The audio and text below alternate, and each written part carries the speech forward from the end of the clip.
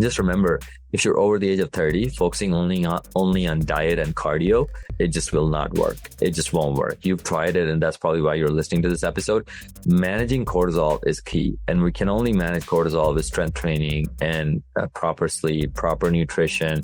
If you cut out entire food groups from your food, you're going to lead to a lot of nutritional deficiencies. Then your body's feeling weak, and it's going to just have higher cortisol levels. So it just doesn't help. Hi, my name is Moe Ghias. Essentially, I'm a kid who's obsessed with winning. Hello. Welcome to Healthy Systems Podcast, my friends. Today's episode is the hidden reason you are gaining weight after 30 and how to stop it. By the way, I'm fasting today, so it's Ramadan. And if you're fasting, Ramadan Mubarak.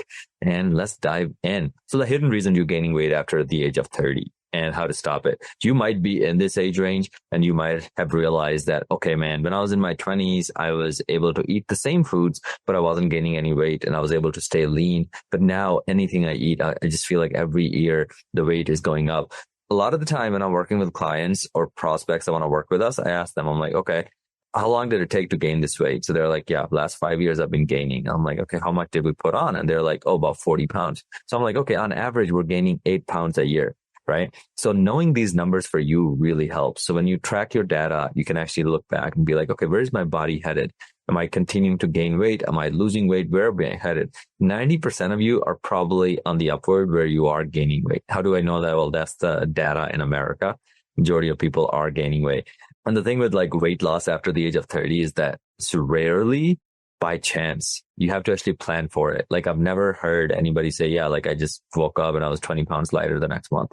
It just never happens, right? So here's the thing. You might be eating right. You might be exercising, but you're still gaining weight after you turn 30. So it's not just your metabolism slowing down. Actually, one thing I want to talk more about today is your cortisol levels. That might be the real problem. And I'll talk about how cortisol is connected to all of these things. So first of all, let's define cortisol. What is cortisol? Where is it made in the body? Well, cortisol is a stress hormone and it's produced by the adrenal glands. So those glands, they sit right on top of your kidneys.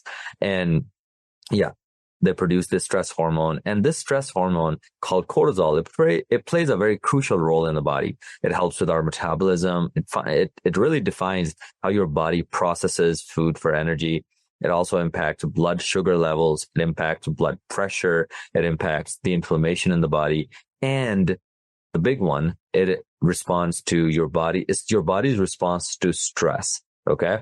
So your body's response to stress, think of it like it's our body's alarm system. So in small doses, it helps wake you up, right? In the morning, it helps you wake up. So in the morning, our cortisol levels are high. It also responds to danger. It also regulates our energy. So those are all like the good uses of cortisol. Like in the morning, when you're in your bed, you're waking up, your body raises the cortisol, trying to get you out of bed. Like, hey, it's time to go. Or when the alarm goes off, cortisol level is high because, kind of like a danger. That's the whole point of alarms. They kind of wake you up like a roar of a lion, like, hey, caveman, get up. You know what I mean? So the same mentality here. So here's the problem though, right?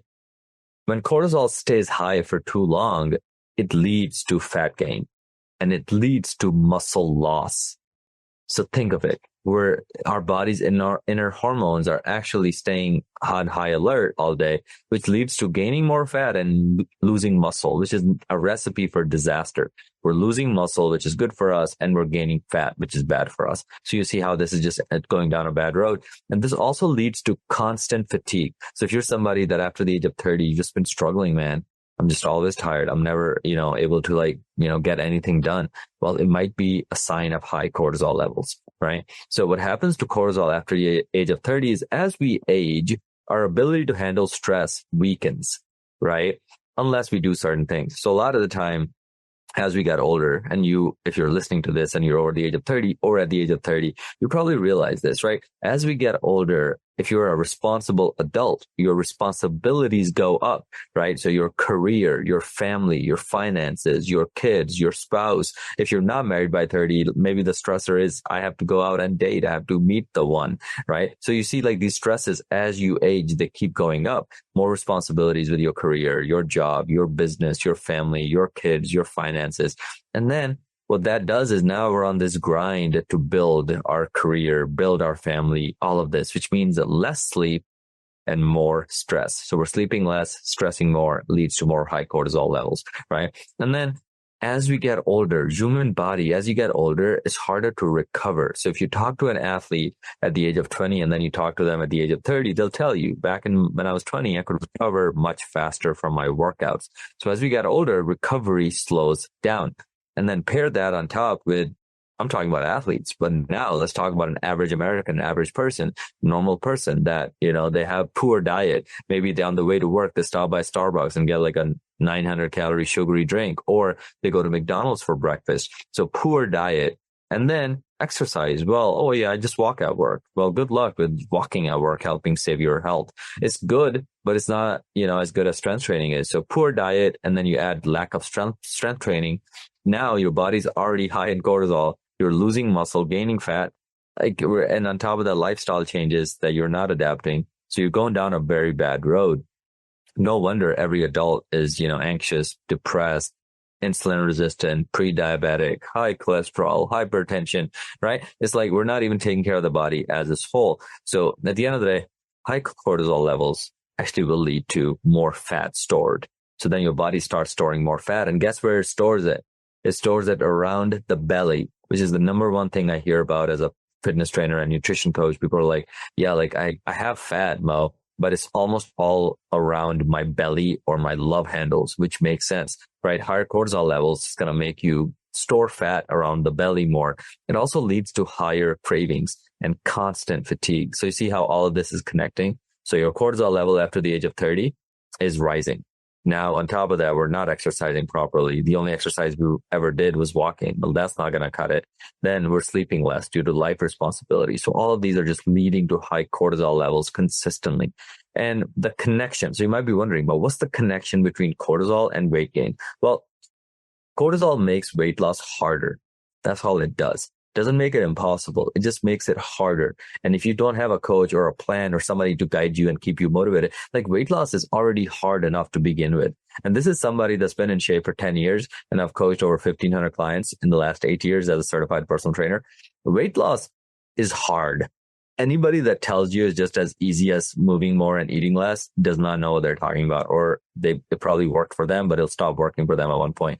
Weight loss at its core is harder than you think it is, because if it was that easy, all of us would be in shape, right? So I hate generic advice, which is like, yeah, eat less, move more. I'm like, yeah, why aren't you not a billionaire yet? All you got to do is make more, spend less, right? But you don't see a lot of billionaires walking around in your town.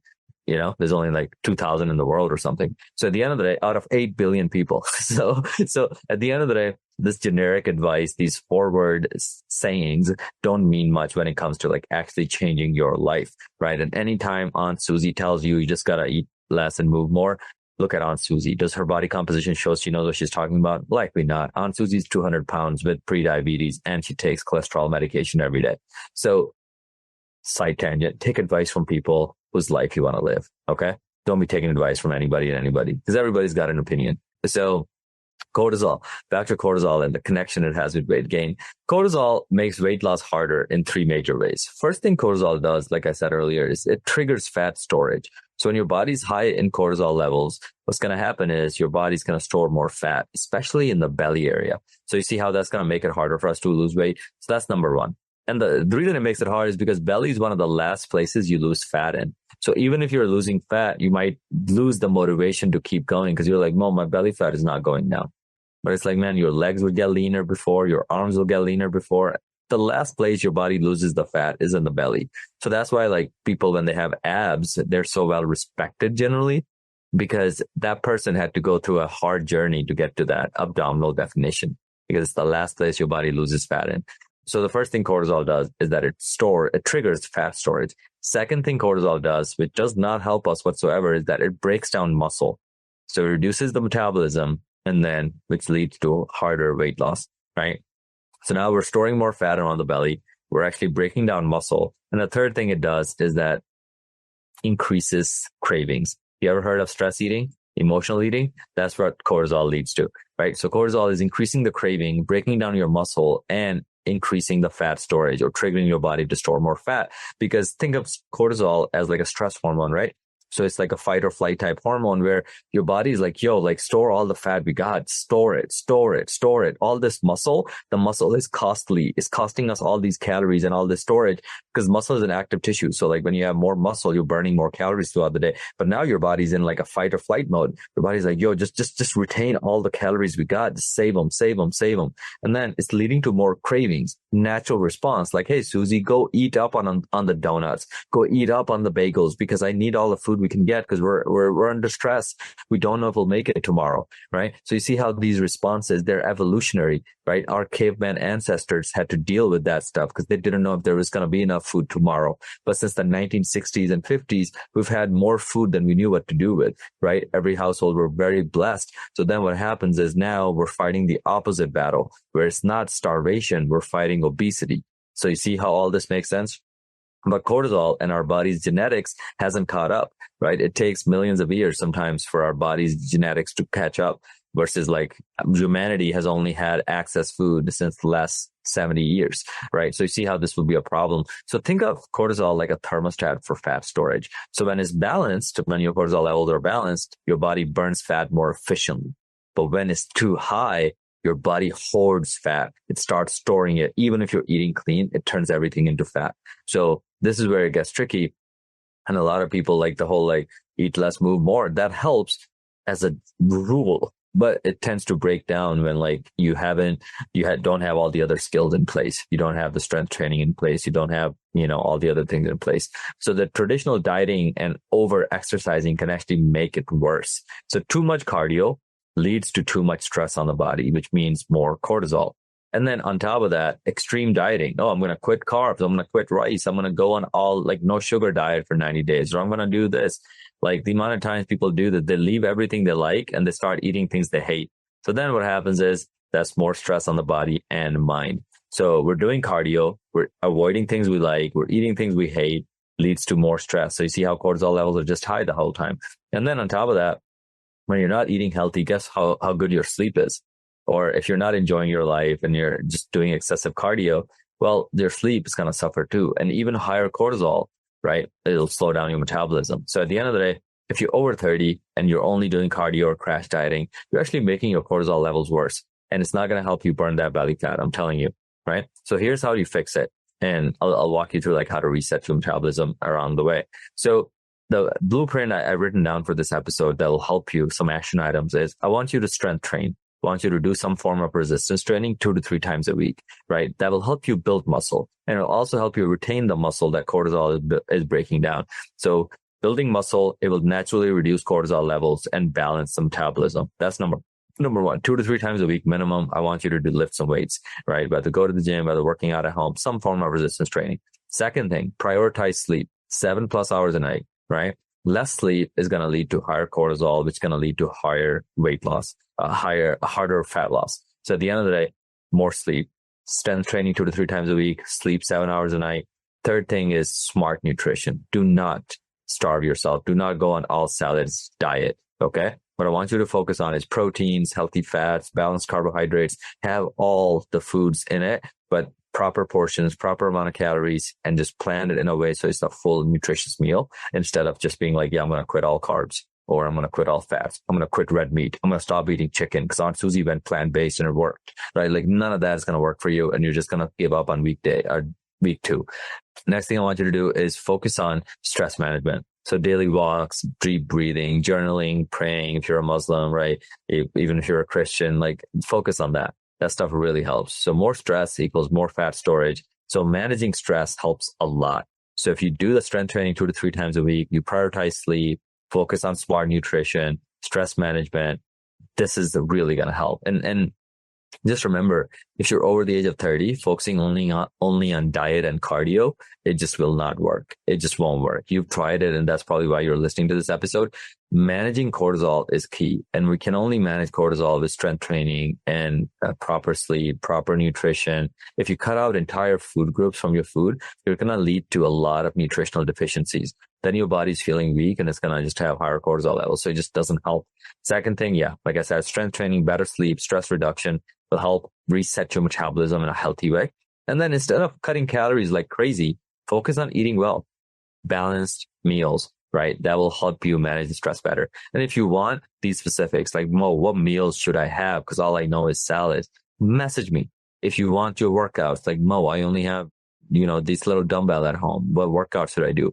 Message me, right? That's literally why we have Training with the Titans and Muslim Fitness Method, our coaching program. That's all we do. We'll build you everything step by step. We'll keep you accountable. We'll look at your lifestyle. It's hyper personalized. We get to know you. We get to know like what's stopping you. What's been the obstacles on your path?